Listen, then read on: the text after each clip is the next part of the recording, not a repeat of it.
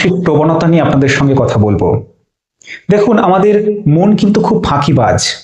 মনের এই ফাঁকিবাজি চরিত্রটা আমরা বুঝি না বলেই জীবনে অনেক ভুল সিদ্ধান্তের বশবর্তী হই। কেমন? একটা ছোট্ট উদাহরণ দিই। ধরুন, ক্লাসে একটা ছেলে খুব দুষ্টুমি করছে।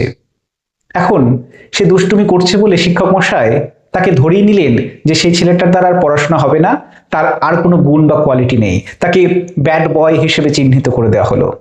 কিংবা ধরুন, একটা যুবক সে খুব সেজেগুজে ইন্টারভিউ দিতে গেছে।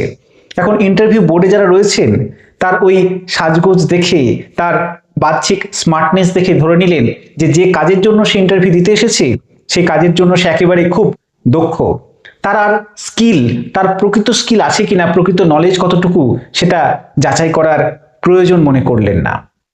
এই যে মানসিক প্রবণতা, একটা গুণ দেখে, একটা বৈশিষ্ট্য দেখে সামগ্রিকভাবে মানুষকে বিচার করে নিই আমরা, যে কারণে দেখবেন যে অনেক সময় আমাদের কোনো একটা মানুষকে খুব ভালো লেগে যায় তার বাইরের কিছু আচার আচরণ দেখে। তখন আমাদের মনের মধ্যে সেই মানুষটার প্রতি এমন একটা ভালো লাগা তৈরি হয়ে যায় যে সে কোনো খারাপ কাজ করলেও সেটাকে আমরা আর আমল দিই না। সে মানুষটার প্রতি আমার খুব ভালো লাগে, যেটাকে আজকের ভাষায় বলা যায় যে ক্রেজ খাওয়া। আবার দেখুন যে কোনো একটা মানুষের প্রতি অকারণ কিন্তু ঘৃণা তৈরি হয়ে যায় অনেক সময়। যদি প্রশ্ন করা হয় যে সে মানুষটার প্রতি এত ঘৃণা কেন, এত বিদ্বেষ কেন, আমাদের মনের মধ্যে কিন্তু স্পষ্ট কোনো উত্তর থাকে না যে কেন ঘৃণা, কেন বিদ্বেষ।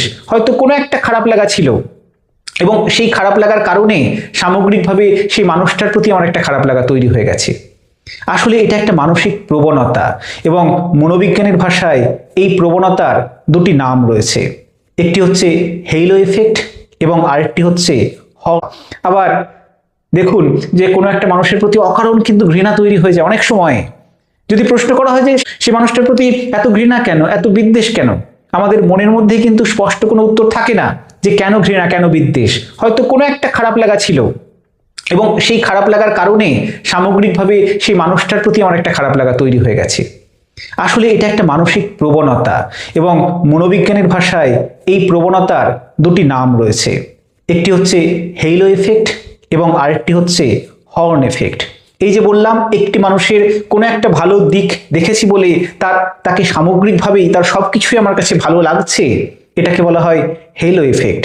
আর হর্ন এফেক্ট কোনটা? ওই যে কোনো একটা খারাপ গুণ দেখলাম আর সেই খারাপ গুণ দেখলাম বলে সেই মানুষটাই আমার কাছে খারাপ হিসেবে দেখা দিচ্ছে, তার সমস্ত আচরণ আমার কাছে খারাপ বলে মনে হচ্ছে, এটা হচ্ছে হর্ন এফেক্ট। এখন এই মানসিক প্রবণতার কারণে শুধুমাত্র যে আমরা মানুষ সম্পর্কে সিদ্ধান্ত নিচ্ছি তাই নয়। দেখুন,